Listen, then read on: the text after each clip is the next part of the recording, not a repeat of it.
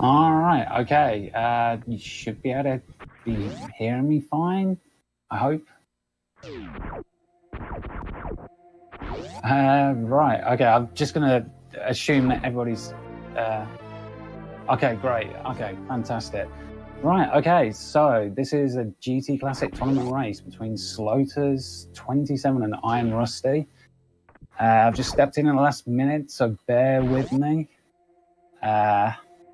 Right now, fortunately, I'm this series, so we get to enjoy the main part of the run, which is Zeebs. And here we have Sloaters with a slight lead. I didn't catch whether or not Rusty uses Moonfall. I presume so. Most runners do, though Sloaters famously does not. Right now, it looks like there's a slim lead, though, to Sloaters. So both runners are going to go up the climb. Both runners choosing to use the wall jump climb.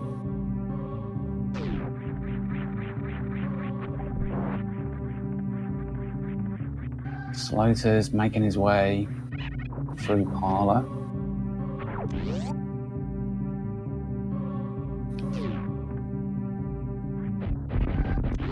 And he's heading to Bomb Torito.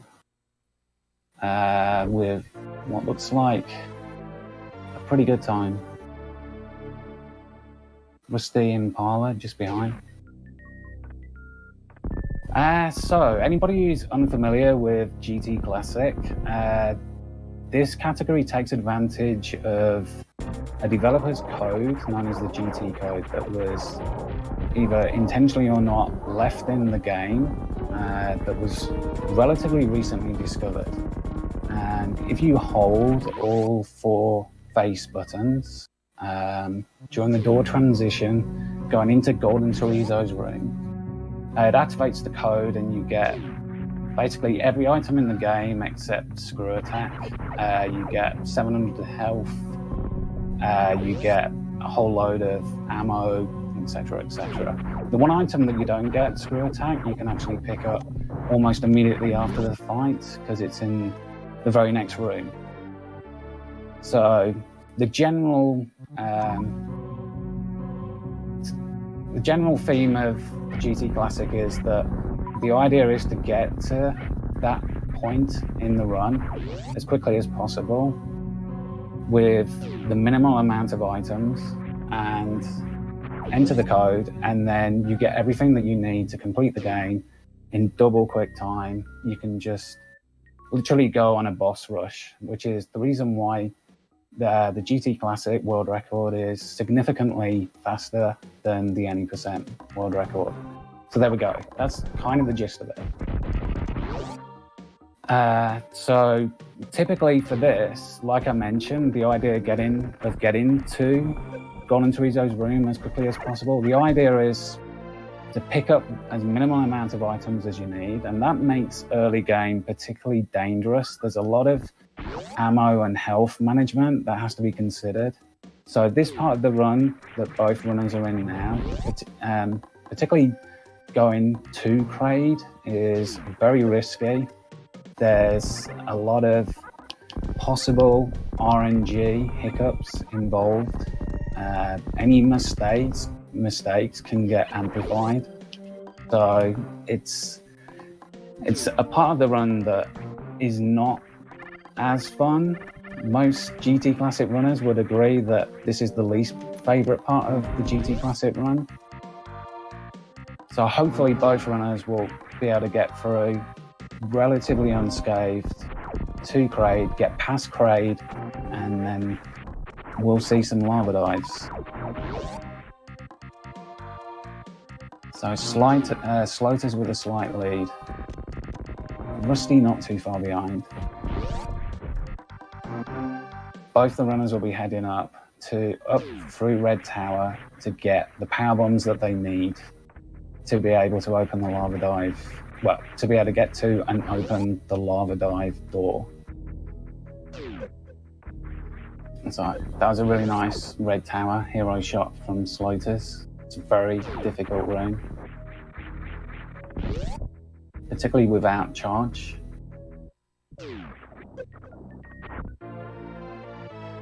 Nice deboost. Falling into a Vileplume at any point, but in this room is particularly can be very dangerous. Rusty coming to Red Tower.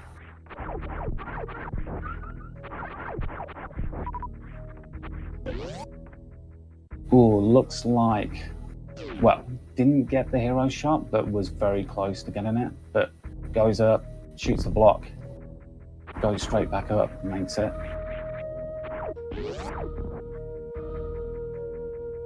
Oh, I forgot to check the North Pole colour. I'm sorry, chat. Maybe you can fill me in and discuss what the implications are.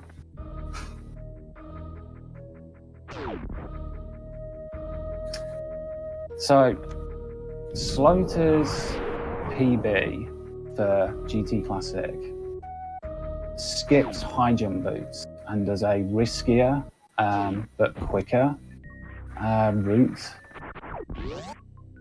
of doing what's known as a bootless lava dive. And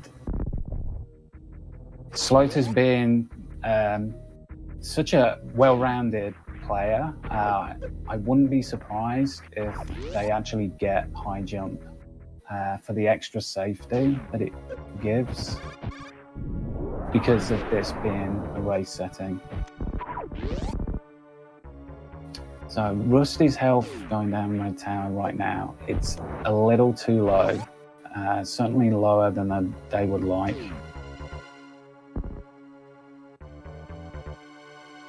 Sloaters about to face Craig.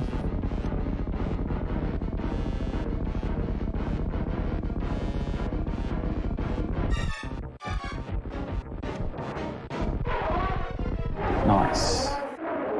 Using the missile super strat for the Craig quick kill as opposed to the charge shot strat, obviously because Sloaters skipped the charge beam. But particularly because of skipping charge, that fight, if you miss the Craig quick kill and you get the stand-up, that fight can, well, be a complete nightmare. It can drag on for a minute or more with a very real risk of actually dying. So that's a very important thing to get out of the way in early game. Rusty coming up to it as well. Sloaters making his way out, and he's skipping the Crady tank, which is a firm indication that Sloaters will be picking up high jump. So typically getting high jump is going to add around about 20 to 25 seconds to the run versus not getting high jump, but makes lava dive a lot less risky. So this is a pretty safe, sensible strat in a tournament setting. Nice. Rusty also gets Craig quick kill. They're definitely going to be relieved to have gotten that. Everybody, every runner knows how deadly Craig can be in this category. Certainly the hardest boss, as we'll see later.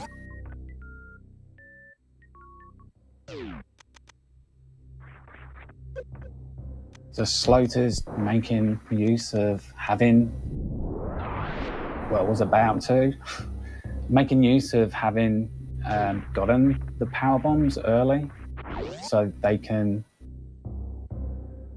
use a slightly quicker exit, skipping the high jump missiles.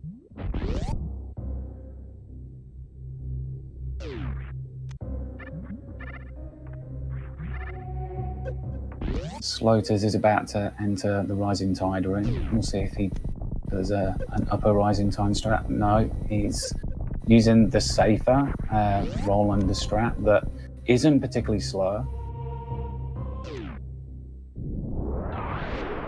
Rusty's making his way down to Upper North Fair. Probably, yes. Rusty's heading also to high jump. Sloaters is going to farm. Definitely want 5 supers. Because Sloaters has high jump, the health is less important to get to max. But supers is important for the green gate glitch that will be coming up after the lava dive. Rusty's picked up, or he's picking up high jump moves. So yeah, this is the Moncaress part of the first Moncaress part of the run.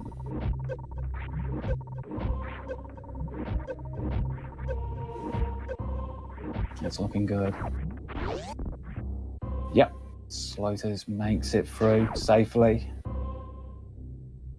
and is saving before the green gate, before heading down into Lower North Fair, where the second riskiest part of the run of GT Classic is going to be the green gate glitch.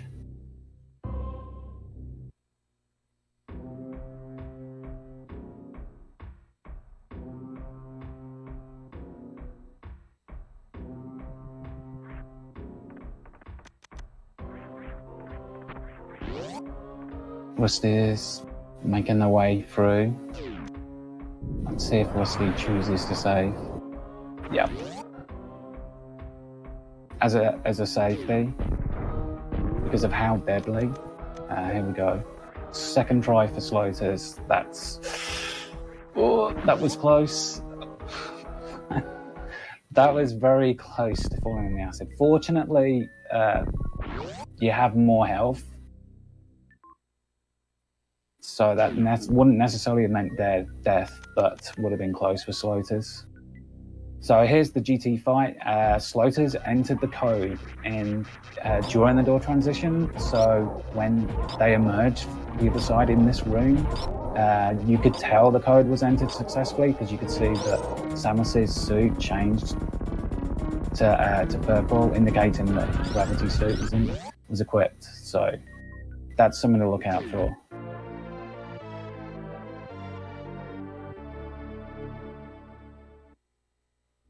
So this is the part of the run where Sloaters is right now, where with all the movement items and everything else that the code gives, it becomes a very intensive movement part of the run. Very fast.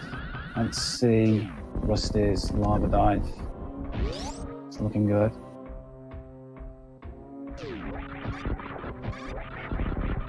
Yeah, safely makes it through. Definitely a relief. And is also saving. Green Gate, arguably, the Green Gate glitch, arguably is harder, or at least less predictable and less consistent than Lava Dive. So you'd commonly see runners, if they're only going to be taking one save, it would be before the Green Gate glitch. Sloaters making his way down the red key hunter staircase. Killing those key hunters reduces the lag from the power bombs. Saves a lot of time in that room. Rusty coming up to the Green Gate.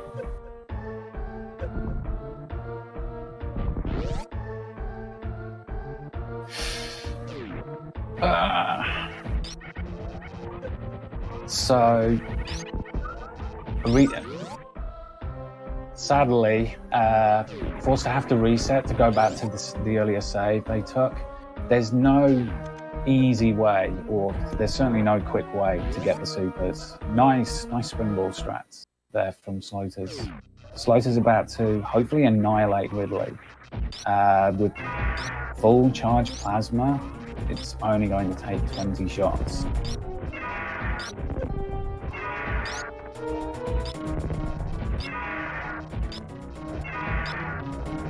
Now, I'm probably missing. There's a lot of very nice strats in GT Classic, so I probably already missed several. Sorry. Let's see Rusty. Hopefully on the second set of tries.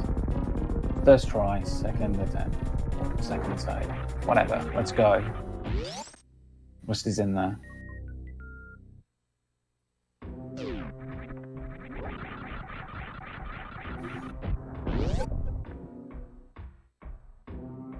Sloaters gets the D-boost through the door. Very nice space jump.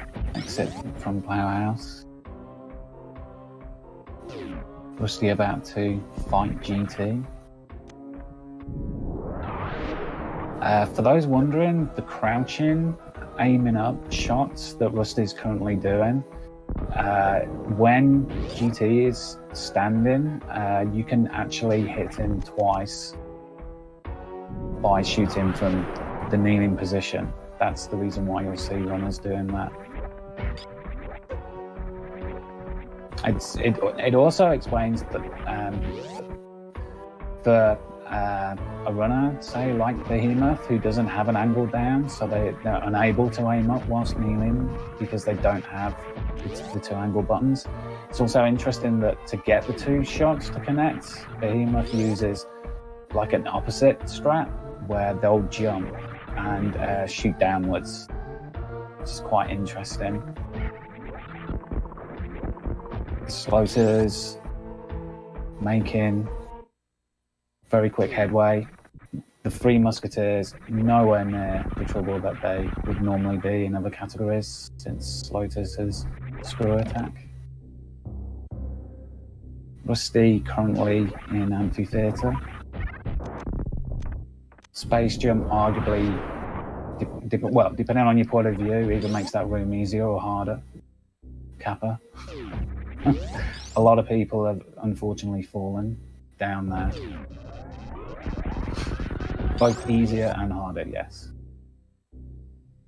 Though quicker. I don't think that can be denied. So Sloaters is saying goodbye to Norfair and making their way to Meridia, where you'll be able to see, hopefully, I'm confident that we'll see Sloaters taking advantage of what's known as the microwave beam that uses a combination of a fully charged plasma shot and micro and X-ray, where if X-ray is activated and deactivated, it can reset iframes or something like this. I don't know exactly the correct explanation, but it does allow you with some of the bosses that are affected by plasma's piercing ability. Those bosses can be what's known as microwaved. What you'll be seeing will hopefully be one-shot kills of both Bottoon and Dre, and later in the run, Phantoon. Rusty fighting Ridley, as Sloaters is about to face Bottoon.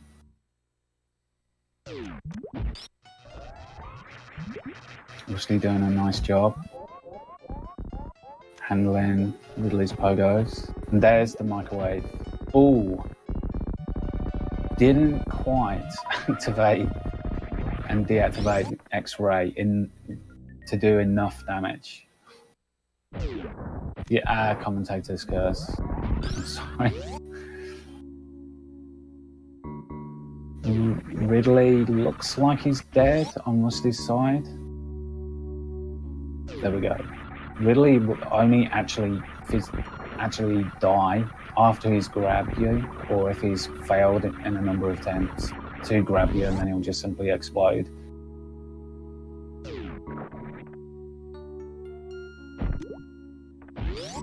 Did Sloaters not get full half-it? It didn't. It looked like he didn't. I caught some space jumps. Not the time loss that it would be in other categories because of space jump, but I'm surprised. So again, on the Sloaters side, you're going to see Sloaters using the microwave, the combination of plasma and X-ray to microwave Dragon. And that first shot actually does damage. It's the equivalent of a hero shot, even though technically it isn't.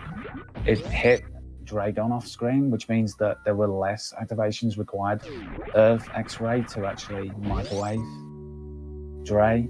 So it just basically makes the fights slightly quicker. And nice spike suit.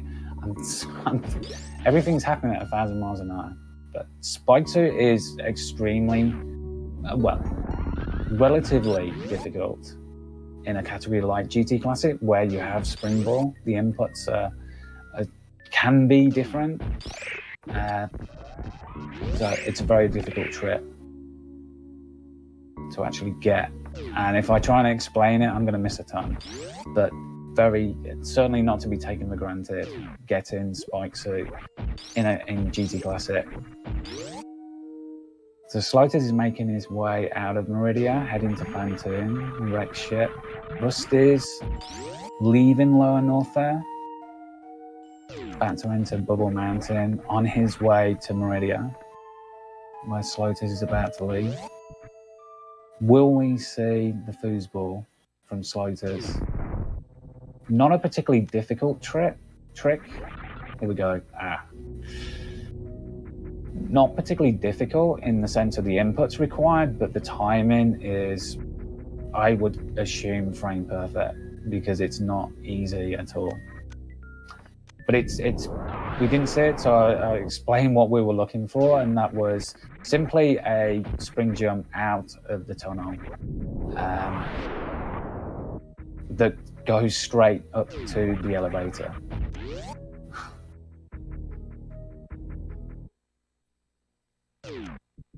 So Rusty heading to the tube. This is the reason, incidentally, why runners break the tube early, so that it's faster when they come back with all the movement items to just go straight into Meridia.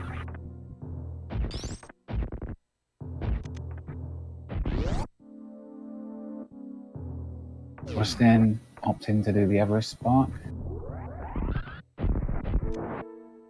Nice short charger there from Sloaters, using the blue suit and the speedball with the blue echoes to break the block, save some time rather than bombing it. So Phantoon RNG is less of a pain, but can be still a factor.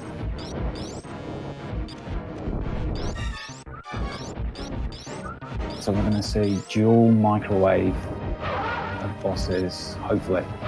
Simultaneous microwaving.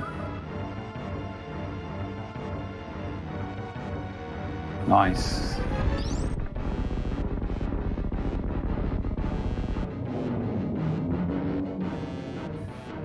So yeah, because this category is GT Classic and it's common for Phantoon to be killed in 1 round, it's also naturally the case that that round will always be a slow. It's an unwritten rule. Looks like Rusty might have been attempting a full halfie. It's hard to tell. Didn't quite get frames and the grab at the top. So base jumping across loses very little time. It's actually slower, incidentally, to get the halfie as opposed to the full halfie versus space jumping. So it's either the full halfie or bust regarding shine sparking.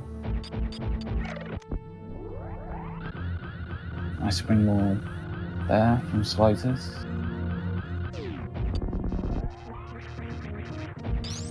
Rusty preparing to microwave Dragon.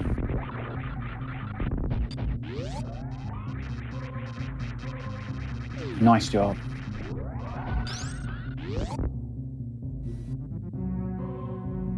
Nice mob ball down Terminator from Sloaters. And Sloaters is about to reach Golden Forum, the waiting room.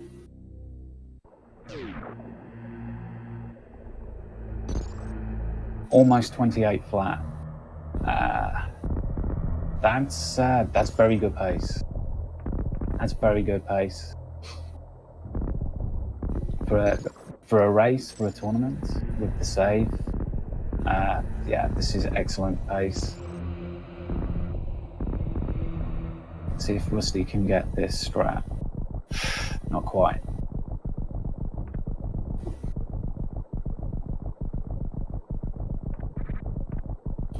So this is where we hopefully are going to see some excellent movement in the Metroid rooms.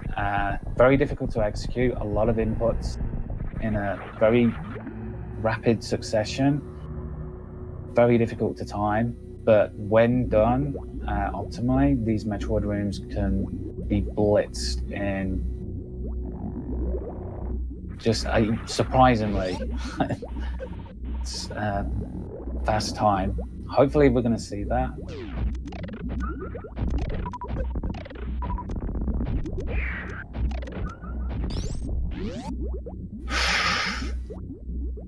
Nearly. Cursed it again, sorry. Commentator's curse. Excellent. I love that Metroid Room 2 strat.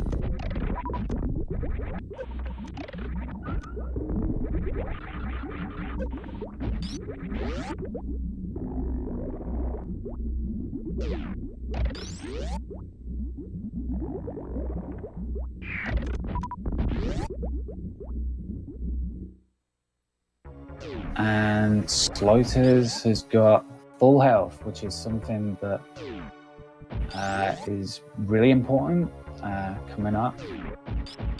Allows you to do something known as pauseless, a pauseless stand-up, which means that you don't have... If Sloaters doesn't take any damage between now and the end of the Mother Brain 2 fight, they won't have to activate the reserves to get the health to the max level that they need to be able to do stand-up. Sloaters got... Was Sloaters going for the Springball Baby Scare? Damn, I'm sorry. I missed that if that was the case. It looked like it. I saw a morph ball springing. I'm assuming... Very difficult. It's a very difficult strat.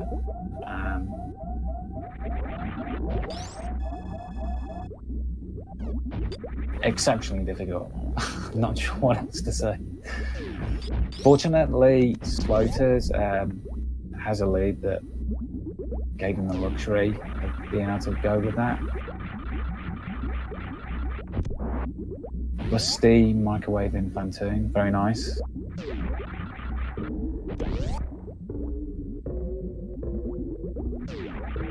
Sloaters opting not to take the save. It's not something I'd expect to see. Having trouble with the second Zab skip. Gets it on the second try.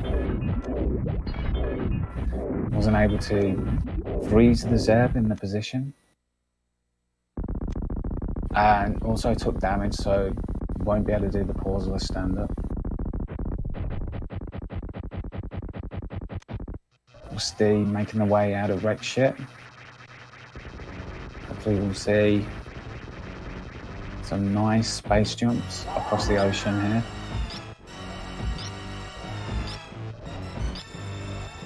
And head into G4. Floaters in the midst of the Mother Brain fight. 20 charge shots. Very quick fight. After the 16th shot, catch up. Mother Brain will fire the catch up beam. Quite uncommon to see a second catch up. Sloaters pop in the reserve to make sure they've got enough health in order to be able to take advantage of the stand-up glitch.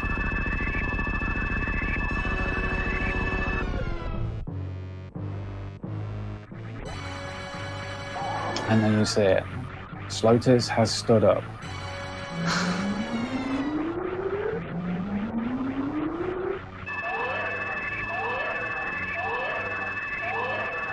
Rusty reaching G4.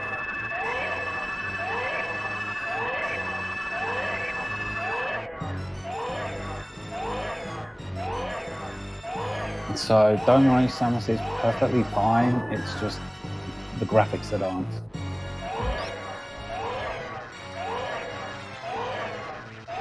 So incidentally, for those that don't realise, the moment the baby stops shaking or quivering is the moment when Mother Brain's health has been restored to max, and that's the only point at which your shots will start to cause damage.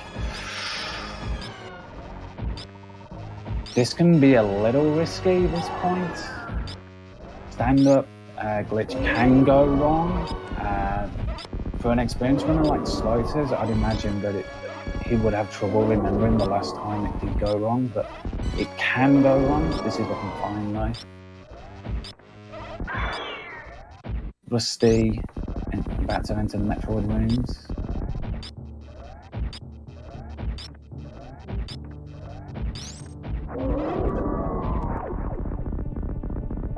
And there it is, 2 shots, thanks to the stand-up glitch. And Sloaters now is almost home. Samus is almost about to collect the bounty that we know she craves, right?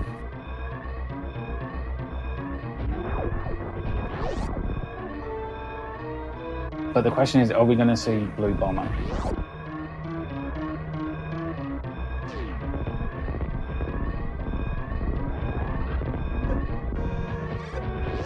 Rusty's health. We didn't see Blue Bomber.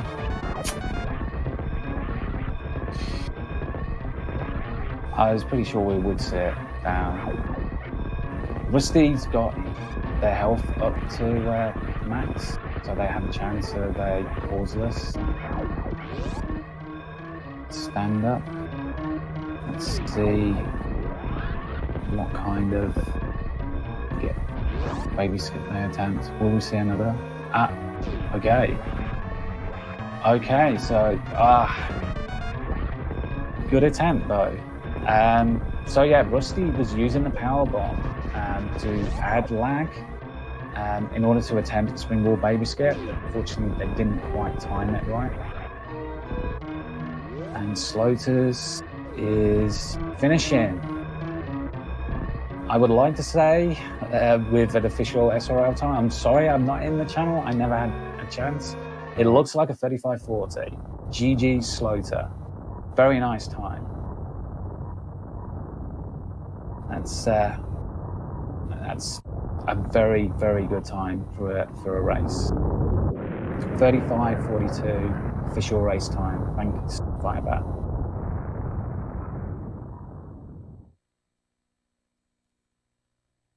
Rusty about to enter another brain room and turns off screw attack. So they'll be going for the typical first zebra type skip.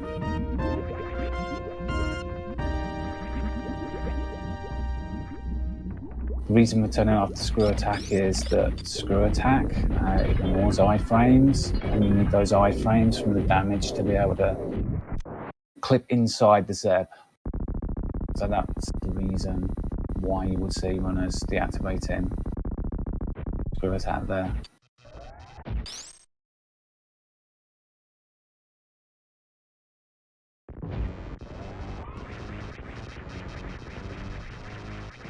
So 16 shots for Rusty. Another brain will fire the ketchup beam, and then a further 4 shots will finish them off.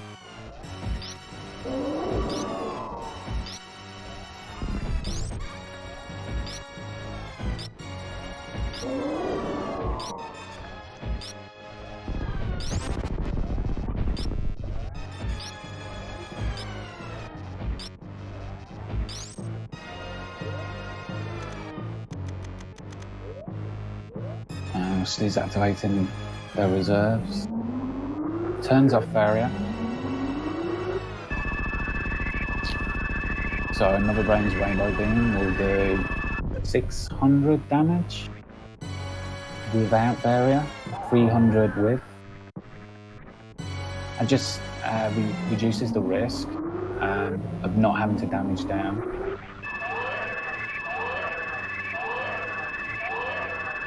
And there you go. That's all you need to do. You just need to be in midair when the baby arrives on screen. That avoids the game forcing Samus into a crouching position. So now Rusty is free to move and take advantage of being able to get those charge shots into another range. Apparent corpse.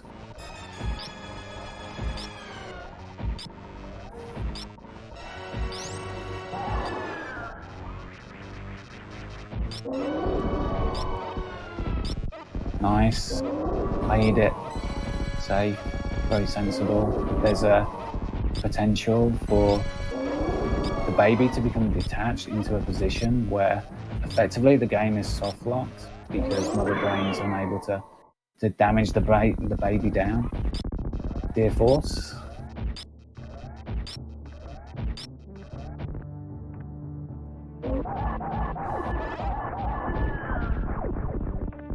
And Rusty's finishing off Mother Brain 3.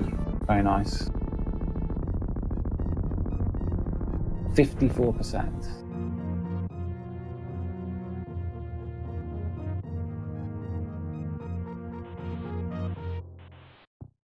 So will we see Blue Bomber from Rusty?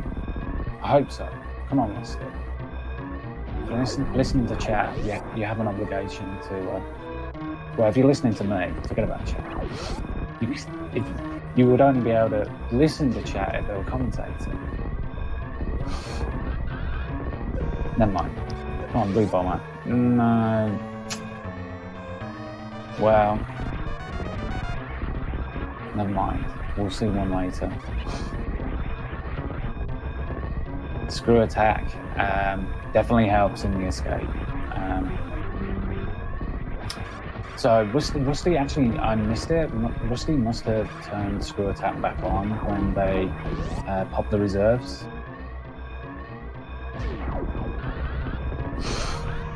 We can dream. Excuse me.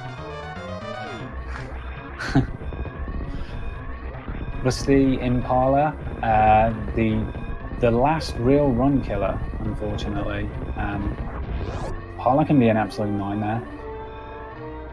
You hate to lose paces because of Parla. Deceptively difficult room with high jump. And Rusty finishes with an official SRL time of 40:58. Thanks for that. GG Rusty. And GG's again to Sloaters. So GG's to both. Good stuff. Nice.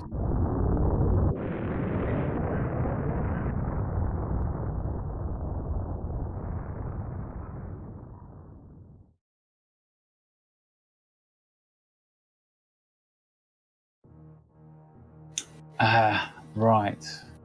Bear with me. So yeah, this is the first time I've done comms. I did it quite impromptu. So I hope it's come across okay.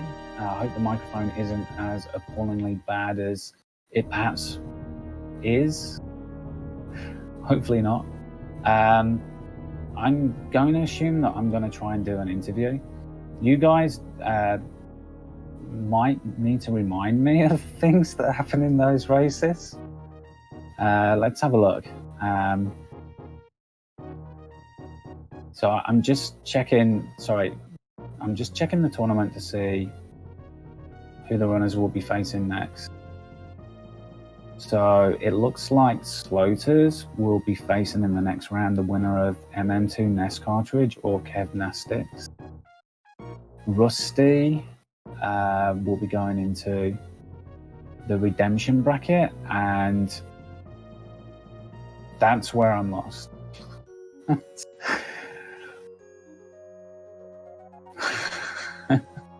Maybe chat can fill me in on who Rusty might be facing. That's fine, Rusty. Good job.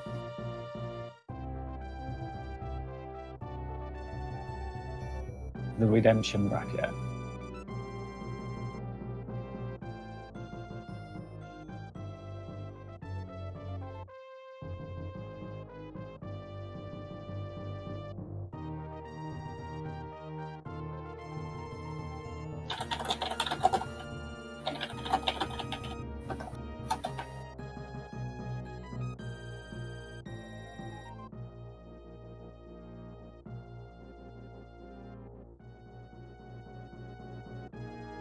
Okay, we're just waiting to see if either of the runners want to be interviewed by me. Understandable if they choose not to. Sorry, I'm joking. I couldn't hear any audio as well. I'm sorry through the run. I wasn't sure whether or not I could unmute the stream audio, so I chose not to. I guess it might have come through the microphone, so.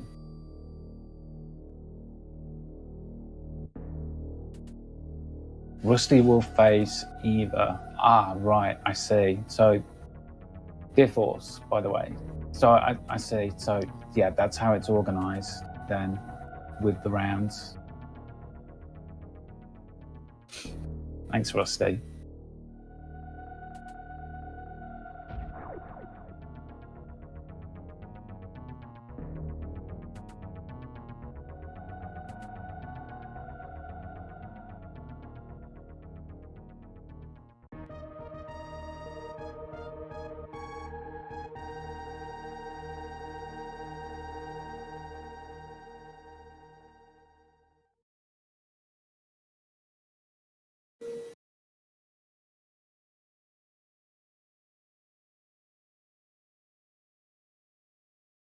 Okay, looks like neither runner will be coming in for an interview.